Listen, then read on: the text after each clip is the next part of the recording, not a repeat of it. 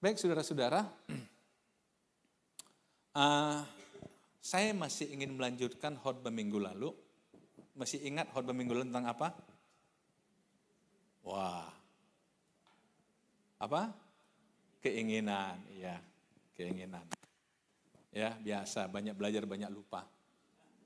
Sedikit belajar, sedikit lupa, tidak belajar, tidak lupa. Itu motonya mahasiswa. Iya kan? Dulu saya punya mahasiswa saudara, karena dia kalau belajar stres, apalagi mau ujian, dia bilang semua masalah kalau dikalikan 0 hasilnya kan 0. Udah kalikan aja 0 semua. Artinya apa? Ngapain dipikirin gitu loh. Akhirnya dia ujian nggak bisa. Oke, saudara-saudara, hari keinginan daging dan keinginan roh. Kalau yang lalu kita udah bicara banyak tentang keinginan. Saudara-saudara, ada hal-hal yang tanpa kita sadari, tapi itu menjebak kita, memerangkap kita pada satu kondisi yang kita nggak bisa keluar. Karena apa? Sebenarnya atas nama keinginan, perasaan. Kalau kita bermain dengan rasa, hidup kita akan jadi sulit, saudara. Bukan berarti kita harus mati rasa, enggak. Tapi saudara kalau lihat, Tuhan itu berikan kita pikiran, logika, tapi juga berikan perasaan. Untuk menjaga keseimbangan, kalau orang terlalu logis juga, akhirnya mengatakan, saya idealis juga menderita. Kenapa? Dia akhirnya nggak peduli pada orang, dia hanya peduli pada diri sendiri. Betul nggak? Tapi kalau terlalu perasa juga, ya berat juga. Di mana-mana tersinggung. Orang diam aja dia tersinggung, apalagi orang ngomong. Saudara-saudara, jadi agak repot memang. Jadi sebenarnya, kita yang seringkali membuat pilihan-pilihan yang sulit bagi diri kita. Pilihan-pilihan yang menyulitkan diri kita. Saya coba ambil satu contoh, saudara. Tadi pagi orang bilang, Pak, kok pakai batik salah kostum ya? Kan biasa minggu terakhir. Saya bilang, enggak. Ini sengaja saya pakai batik karena minggu depan tanggal 31 itu hari kebangkitan. Saya harus pakai jas, pakai dasi keren. Oh iyalah, itu kan hari besar kita. Tapi kan bulan ini saya pakai batik, ya hari inilah. Saya sempat-sempatin, jadi bukan salah kostum, saudara. Karena tadi pagi juga istri saya ingatin, kok pakai batik? Saya bilang, iya. Kan minggu depan nggak pakai batik, saya pakai batik hari ini. Tapi yang mau saya katakan begini, saudara, saya mau bicara simpel. Siapa yang tadi pagi lihat lemari, pegang satu baju, satu lagi, ini aja lah. Ayo, jujur. Halo? Semua gitu kan? Pertanyaan saya, kenapa saudara akhirnya memilih baju yang ini? Hah? Itu yang muat.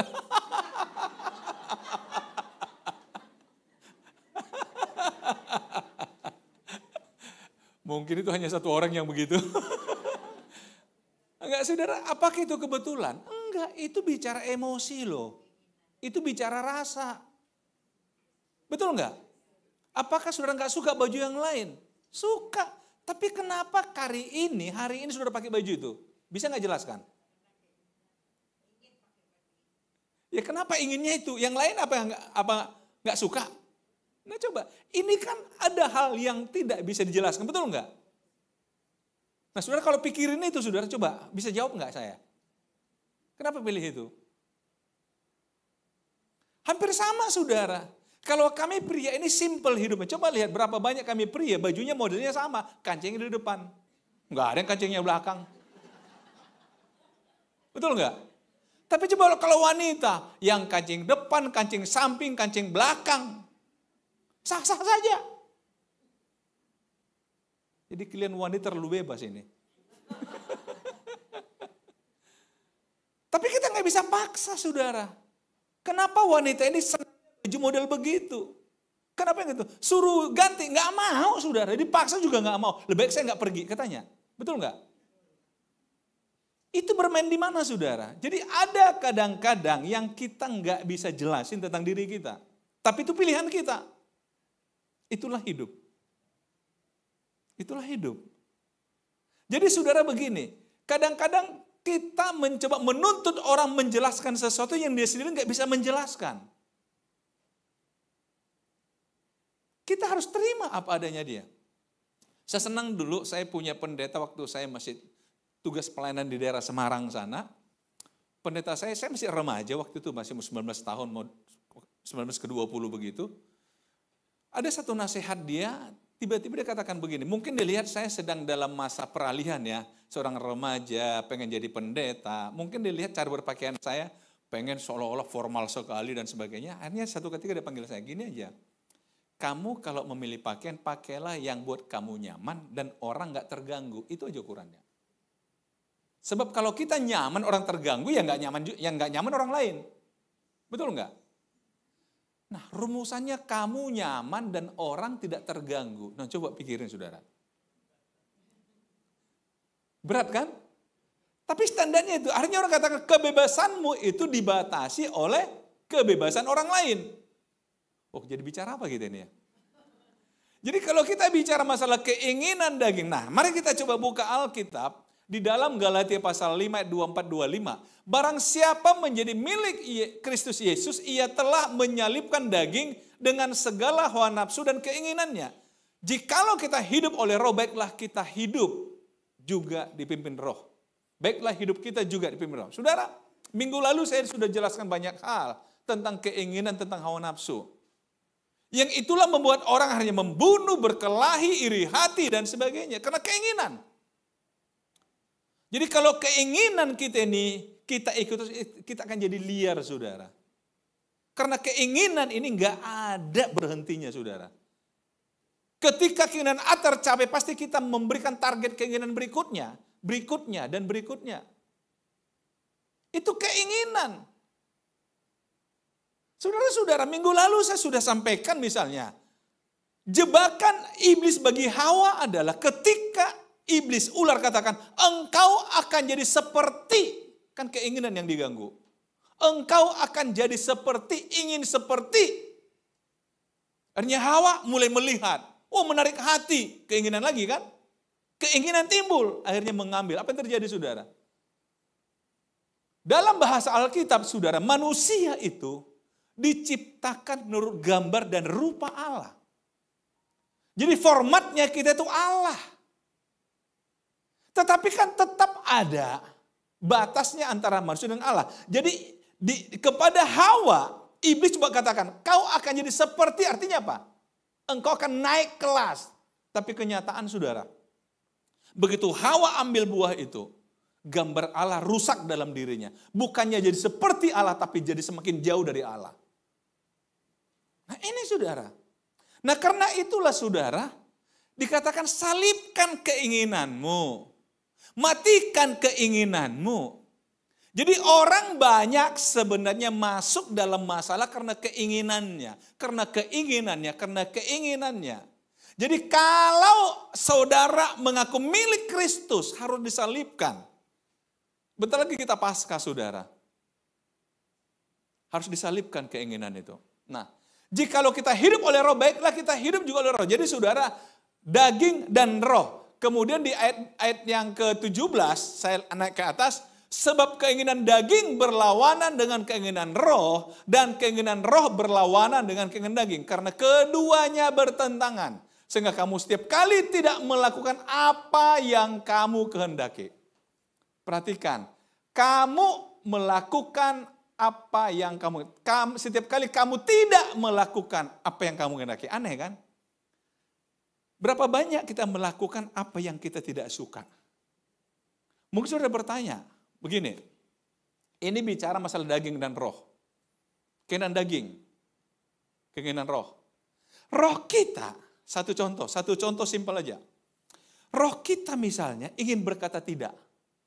Tapi daging bilang, udahlah, bilang aja iya. Akhirnya kita bilang iya. Padahal itu hal yang salah, harusnya berkata tidak. Nggak mau. Misalkan ada tawaran yang salah. Roh kita kan, jangan, hati-hati loh. Itu nggak boleh loh. Daging katakan, ambil aja lah, nggak apa-apa lah. Atau simpelnya begini saudara. Saudara dengar firman Allah, roh saudara mulai bersemangat. Waduh, ketika roh Tuhan bekerja tentang ibadah kita, saudara mulai rohnya, waduh amin, haleluya, amin, puji Tuhan. Amin, iya Tuhan, saya setuju Tuhan. Tak begitu pulang, daging mengatakan, serius lu. Yang benar, Mau kayak gitu? Udah siap belum? Nah coba. Halo? Siap belum? Hati-hati loh. Akhirnya roh kalah. Roh kalah. Karena itu saudara-saudara, Yesus pernah berkata, di malam terakhir sebelum dia ditangkap. Di malam dia ditangkap saudara. Jadi waktu itu Yesus berdoa di Taman Getsemane. Dia ajak berapa murid dan 3 murid diajak lebih mendekat dengan dia. Yesus ajak mereka berdoa dan Yesus mulai melangkah ke depan berapa langkah, dia berdoa. Begitu dia murid, ya tidur. Yesus bangunin. Tidakkah kamu bertahan 1 jam saja dengan aku? Pergi lagi Yesus. Balik lagi, tidur lagi. Dan Yesus katakan apa? Berjaga-jaga dan berdoalah supaya kamu jangan jatuh ke dalam pencobaan. Roh memang penurut tapi daging lemah. Dalam diri kita roh itu penurut. Tapi daging kita ini lemah. Roh itu adalah sarana komunikasi dengan Allah. Tuhan bicara lewat roh kita untuk berkata ya jika ya dan tidak jika tidak. Tapi daging kita mengatakan, ya nanti kalau bilang ya nanti gimana dia? Kalau kamu bilang nanti gimana? Akhirnya kita katakan atau lakukan sesuatu yang tidak kita kendaki. Nangkap saudara? Halo? Karena itu saudara, saya pernah baca buku bagaimana berkata tidak. Karena tidak semua orang sanggup berkata tidak, walaupun hatinya berkata tidak. Betul saudara? Halo? Gimana saudara, masih bangun? Melakukan yang tidak kamu kehendaki. Coba bayangin, kalau sampai-sampai kita hidup banyak hal yang kita lakukan yang kita nggak suka. Melakukan yang tidak kita kehendaki, yang jadi korban siapa? Ya kita. Ya kita.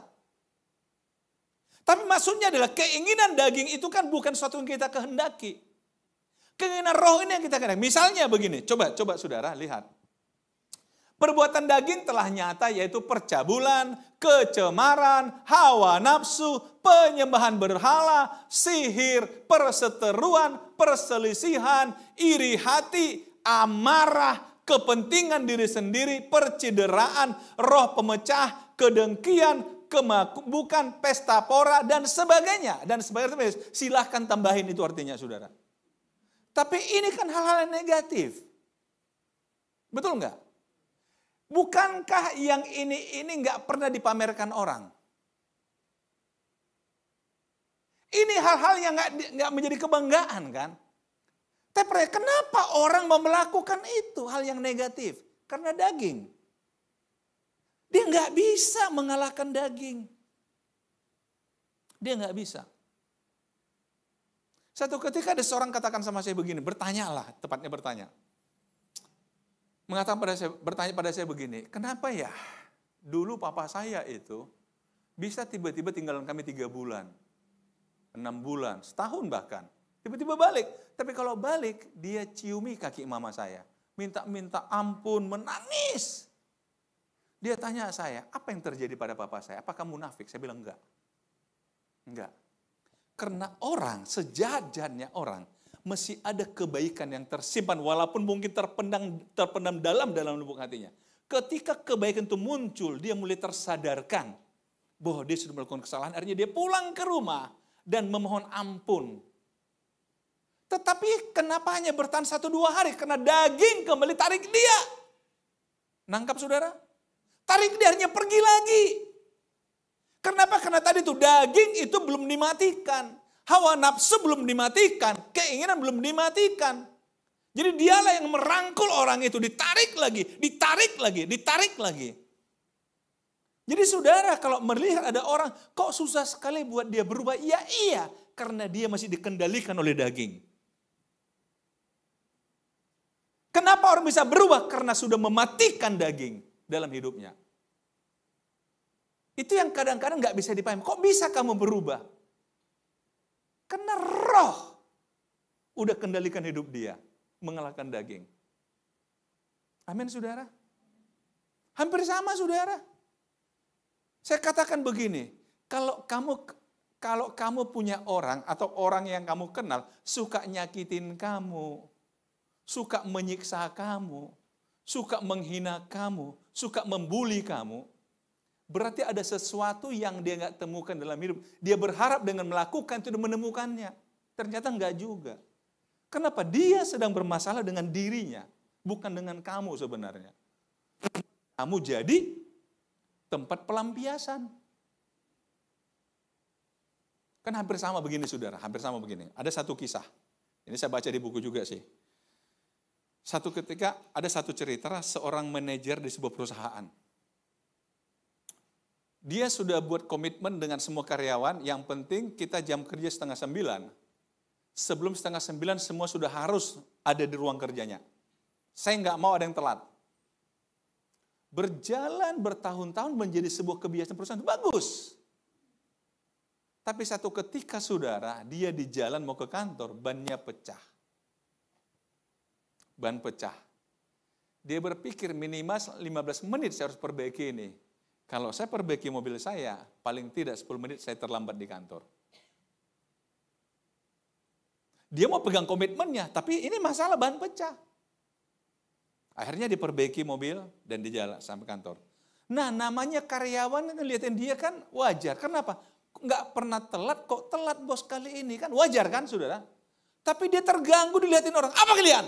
Ini semua dimarahin sama dia. Kemudian dia panggil sekretaris ke kantor, dia marah-marahin. Sekretaris bingung, loh ada apa bos tiba-tiba marah sama saya pagi-pagi?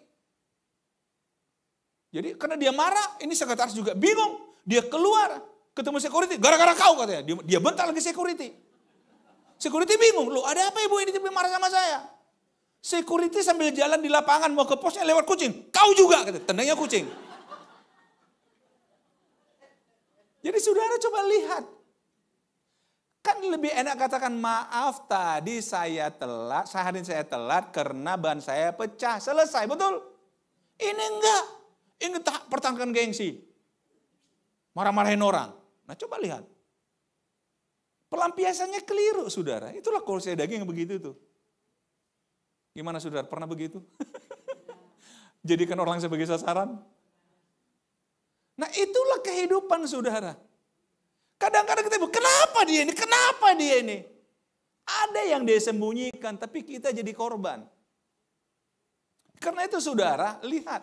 Amarah, kepentingan diri sendiri, itu karena daging. Nah, terhadap semuanya itu kuperingatkan kamu, seperti yang telah kubuat dahulu. Barang siapa melakukan hal-hal yang demikian, ia tidak akan mendapat bagian kerjaan Allah. Artinya begini, udah hidupnya jadi menderita di bumi ini. Menderita enggak? Saudara harus sepakat dengan saya, menderita enggak orang yang begini nih? Nyaman enggak hidupnya? Happy enggak? Enggak. Nah, sudah di dunia enggak happy, enggak dapat bagian kerjaan surga, 2 kali rugi. Karena itu saudara, Paulus akhirnya mengatakan buah roh ialah kasih, sukacita, damai sejahtera, kesabaran, kemurahan, kebaikan, kesetiaan, kelemah lembutan, penguasaan diri. Tidak ada hukum yang menentang hal-hal itu. Artinya apa? Enggak ada orang yang keberatan dengan sifat ini. Karena tidak ada yang dikorbankan dengan sifat seperti ini. Betul? Justru orang diberkati dengan orang memiliki sifat seperti ini. Pilihan pada kita. Mengikuti daging ya ini. Tapi kalau ikut roh, ya begini. Bukankah ini yang kita dambakan dalam hidup, saudara? Tapi nggak mungkin kita sukacita, damai sejahtera, sabar, kalau mesti mengikuti keinginan daging. Nggak mungkin, saudara. Karena ini perbuatan roh, buah roh dalam diri kita. Buah roh. Saudara, salah satu yang menjadi alasan orang gampang tersinggung, gampang marah, gampang terganggu adalah ingin dihormati. Itu memang salah satu kebutuhan. Kalau saudara baca teori kebutuhannya Maslow, betul nggak? Ingin dihargai, ingin dihormati. Ketika saudara tidak dihormati, sesuai dengan kapasitas saudara, posisi, jabatan, status saudara akan terganggu. Karena itu saudara, ini menjelang Paskah, kita belajar dari Filipi pasal 2 tentang Yesus Kristus. Perhatikan, hendaklah kamu dalam hidupmu bersama menaruh pikiran dan perasaan. Pikiran, perasaan. Tadi saya katakan pikiran, perasaan. Ini yang kendalikan hidup kita. Pikiran, perasaan yang terdapat juga dalam Kristus Yesus. Yang walaupun dalam rupa Allah. Walaupun dia adalah Allah, tidak menganggap kesetaraan dengan Allah sebagai milik yang harus apa? Dipertahankan. Ego. Melainkan telah mengosongkan dirinya sendiri dan mengambil rupa seorang hamba. Bukan berarti keahliannya hilang, enggak, tetap ada pada dia. Mengosongkan diri. Terjemahan lain dikatakan made himself nothing. Aku bukan siapa-siapa. Persoalan kita adalah, apa kau enggak kenal siapa aku? Apa dia enggak tahu siapa aku? Kasih tahu dulu dia. Gimana saudara? Karena apa? Kita selalu diperlakukan dengan kapasitas yang kita miliki. Ini yang buat kita sering kecewa. Kalau kuciwa itu lebih dari kecewa, saudara. Itu menurut bahasa saya. Enggak ada di kamus, saudara. Kita kecewa. Karena itu sudah dalam Alkitab pernah dikatakan, kalau kamu menghadiri pesta, duduk aja paling belakang, jangan paling depan. Nanti kalau paling depan kamu ternyata sudah ada yang punya kursi itu, kamu suruh duduk belakang, kan akhirnya tersinggung. Malu. Lebih baik duduk di belakang. Akhirnya dipanggil panitia. Bapak yang di belakang, Bapak Elim Simamora, tolong maju ke depan. Kan bangga kita. Daripada duduk di depan, Pak, maaf Pak, Bapak siapa? Gimana saudara? Pernah mengalaminya? Itu yang sering terjadi. Akhirnya saudara, kita yang menempatkan posisi terlalu tinggi, harapan terlalu tinggi, enggak kesampaian, terganggulah kita. Akhirnya pulang dari pesta. Karena merasa tidak dihormati. Kan di Indonesia saudara banyak kali yang dihormati, yang saya hormati kan. Kalau sambutan itu saudara bisa 15 menit cuma menghormati orang dulu. Yang saya hormati. Karena kalau ada yang kelewatan, pas salah. Pulang dia. Apalagi pesta orang Batak. Ya oke lah, saudara. Makanya kita belajar, dikatakan miliki perasaan pikiran Kristus. Dia mengosongkan diri, made himself nothing. Walaupun dia rupa Allah. Ini caranya untuk melatih diri tidak dikuasai oleh daging. Aku bukan siapa-siapa. Aku hanya seorang hamba. Sudah tahu, Allah mengambil susah. Hamba itu definisi dalam Alkitab adalah orang yang tidak punya hak termasuk atas dirinya sendiri. Zaman dulu hamba itu budak. Diperjualbelikan. Artinya apa? Kalau tuannya kasih dia makan, dikasih. Kalau enggak apa-apa. Kalau tuannya bosan sama dia, juga kemungkinan dijual sama orang atau dibunuh. Enggak apa-apa. Aku cuma hamba. Tapi ego kita, daging kita mengatakan kamu itu orang hebat. Akhirnya kita terjebak, terperangkap dengan itu. Dan selalu menuntut perlakuan yang sesuai dengan standar yang kita buat. Itu daging. Tapi kalau roh menguasai kita, ingat saudara, di sana ada kesabaran, di sana ada kesetiaan, ada kelemah lembutan, ada penguasaan diri, ada kasih, ada sukacita, ada damai sejahtera. Kalau ini yang saudara inginkan, kalahkan daging. Biar roh Tuhan yang dalam dirimu ikuti dia.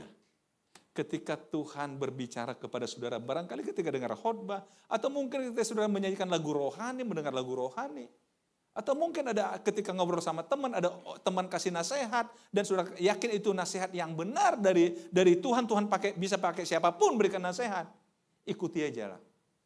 Walaupun daging mengatakan, tetapi, udah, nggak pakai tetapi. Tapi saya ingin ikuti keinginan roh, bukan daging. Amin. Saya percaya kalau ini kita belajar dan melatih diri, kita akan menjadi orang yang bahagia dan damai sejahtera. Tuhan Yesus memberkati kita.